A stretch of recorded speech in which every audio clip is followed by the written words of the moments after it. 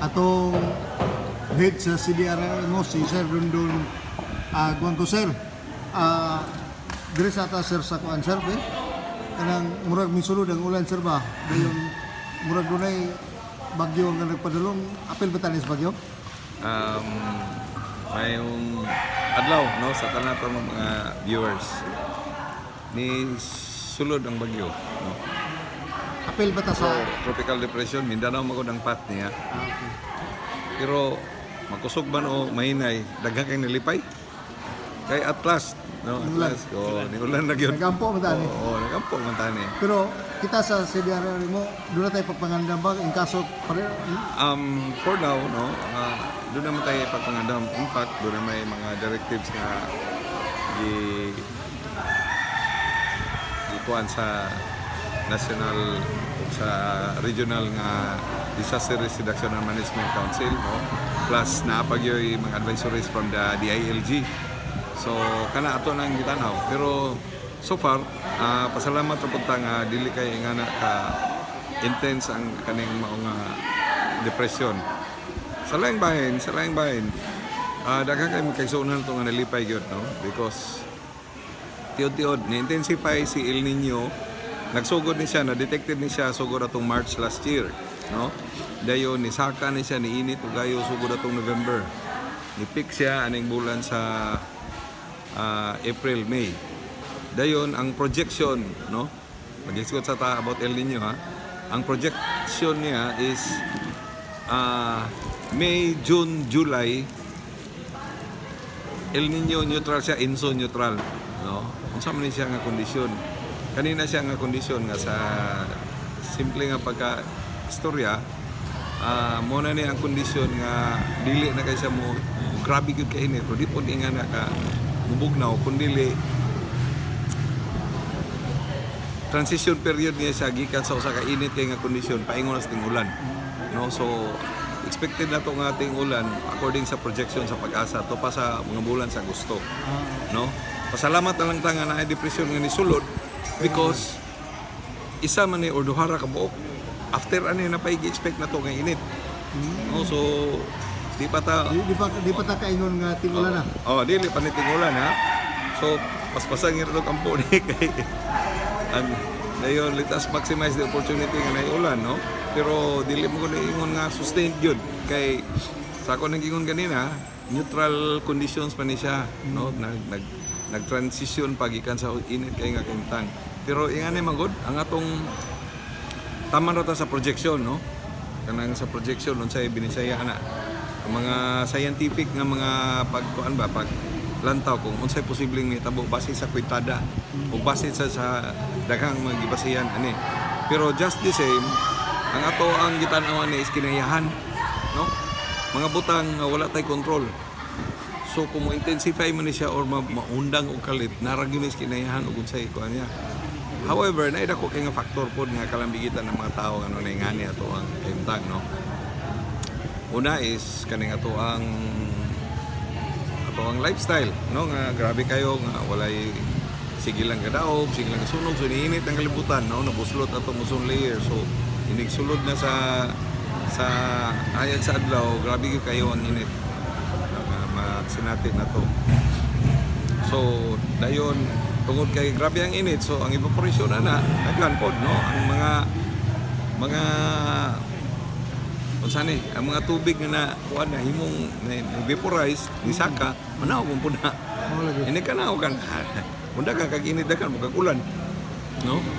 So angat niya plus tungod sa kainit ang ato ang mga polar caps nga hilis pod, no? So muna siya ang grabe nga impact sa climate change, no? Ang pag-usap sa klima, which is dako kayo factor ang ato ang tao, no? Ang atong grabe nga pagpamutol sa mga kakahuyan, no? Then kanang monocropping sasana siya, no? Ang pag-convert sa atong mga yuta gikan sa kayutan gikan sa timberland nga himo na siya karong nga residential, dako kani factor, no? Na nakapausap sa dagan sa tuang kinayahan.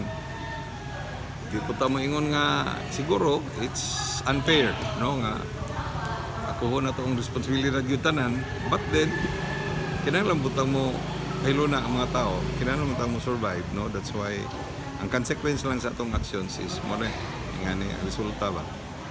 So karon bisan siguro sa ginagmay na to nga efforts, no, makakontribute man ta para medyo mabugnaw gamay atong palibot, no.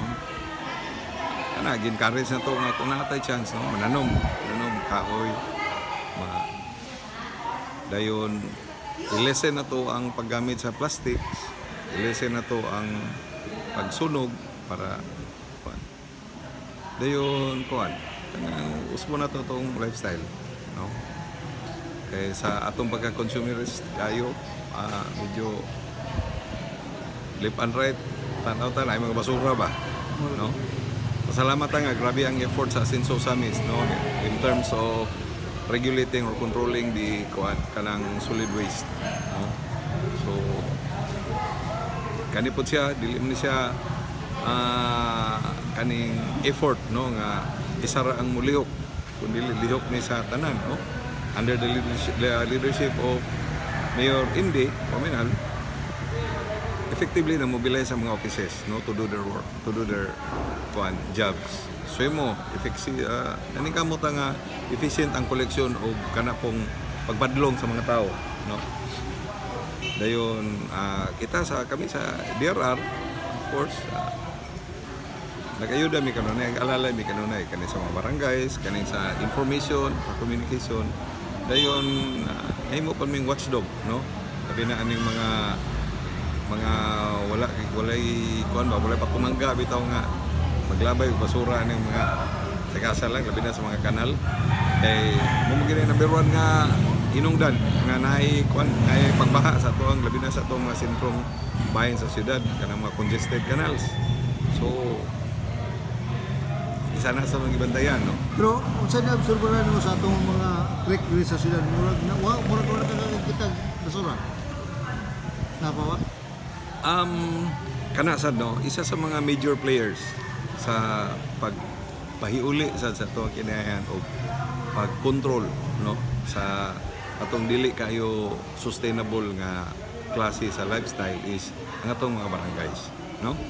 Sa atong mga barangays, pinagi sa atong mga barangay leaders, no, atong mga kapitanes, atong mga frontliners, sa mga barangay councils, ang SK, no, concerted effort na siya na mo libadlong. So ang tanang barangay karon is nagmabinantayon sa, no, bantay sila nga di sad sila mapasanginlan, no, o dili sad sila mabahaan, mo man number 1 nga ayo pagpasagad kay obvious man kayo nga nagbaha ta diri tungod kay pasagad taglabay sa basura, although sayon po kay moingon ang uban nga gikan man ning basura gikan nila din niabot la sa mga kay naanod.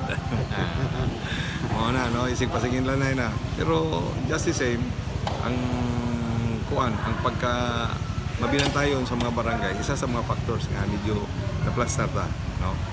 Dayon of course ang ato sang hugot sa kuan nga pag-implementar sa ato ang LGU, no, sa programa niya. So kana nakatabang kay na ko. Diri ko sa kuan Sir Don, ang DepEd dunay panawagan nga kung galing dunay mga kalamidad nga mahitabo, dili himong evacuation center ang eskwelahan.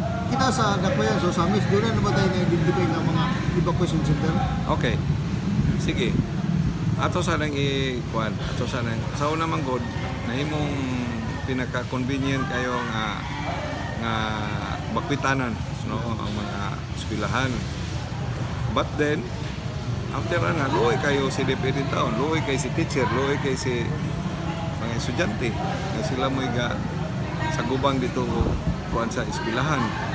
Karon gibawal lang na siya na mga DepEd kuan na memorandum bisan sa National Disaster Reduction and Management Council sa NDRRMC, gitanaw na siya nga gisiguro na siya nga di last option ang school.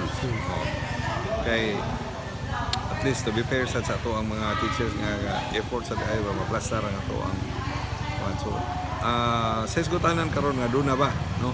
Actually under the Asinso administration, isa na sa mga major pagsulod sa Asinso administration kung atong mabantayan isa na sa mga efforts nga gihimo sa ato ang asenso na ang ato ang design no sa atong mga covered courts sa mga government facilities is makakaya siya og accommodate no ug sa mga diha-diha nga mga incidents nga gikinahanglan ang evacuation. So kung tanaw na to mga barangay covered courts karon, doon na sad siya gi-improve gid siya no nga dili siya mahimo noon nga mga tuta dito kay dito ta mo bakwit sa covered court pero covered court sa may tabangunon kayo no dili na yung ana no although it's an ongoing effort, it's an ongoing kalihukan to improve government facilities, especially barangay facilities para makakaya siya nga mo-cater o evacuate in terms of in cases of emergency, sunog ana kanang baha naputay hapit na makumpleto nga city evacuation center no to sa Kinuman Norte David. Ako to sa nga facilities funded by the national government dayon kon siya karon hapit na mahuman. Pero mo lagi na sa mga quick response, quick kon sa evacuation, quick action na to naa ang kuan barangay. No? Yeah, of course ang mga barangay sa capable man sa kay doon naman sila budget, no?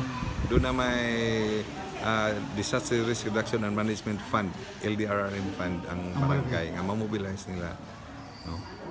So kana lang siguro sir. Okay. Dili ko sa kuan sir. Undang na ta, sir. Sir. Although sa ilan sa dinar pero kita sa Kita sa isa kadut lang daya. Ilan sa dinar pero kita sa city support lang ba ta? Sa kuan. Sa unsa sa Kini mo nga support and of course doon naman sa tay kuan doon na sa tay mga katuyuan og tumong gusto na tong ma-achieve side by side ani nga programa no pagpahiluna sa mga tao pag-establish atong database kung kinsa ni sila dayon of course natay klaro nga material for planning no natay datos na magamit na to pag-draft og planong pangkalambuan kanang mga development plans plus sa to ang land use plan no nga gidraft na to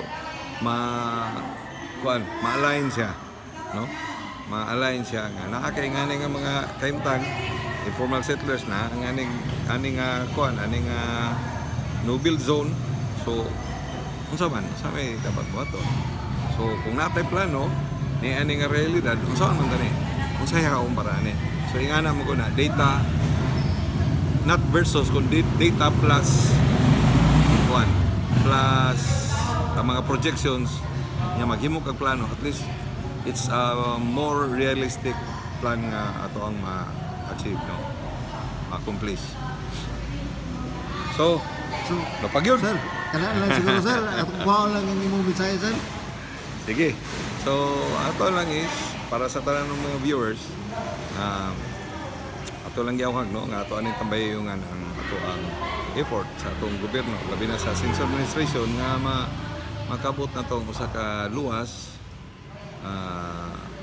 limpyo o hapsay nga katilingban no nga gusto na tong i-achieve under the governance under the administration of Mayor Indi dire sa ato ang syudad o of course ato ang second district no nga gipaningkamutan sad nga pa-improve sa ato ang halangdong Congressman Ando and the overall sa province naaman si Attorney Henry Wominal sa no atong pinanggang governor to para masiguro no umualalay sa mga component cities ug municipalities para ma-achieve ang kanang giingon nato 5Ms. Okay, salamat ka sir. Sir Dundun ko sa CDRRM sa ning atong nakben sa Samis.